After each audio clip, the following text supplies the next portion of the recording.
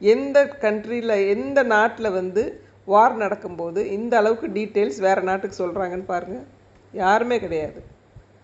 இவங்க 2 பேரை வச்சே ஸ்ட்ரைக்கும் பண்ணி இவங்க 2 பேரை வச்சே மீடியாலையும் சொல்ல வச்சு பர்ஃபெக்டாக பண்ணியிருக்காங்க. இதில் வந்து சில சிவிலியன் செத்துட்டாங்கன்றாங்க, அப்படிலாம் இருக்கலாம்.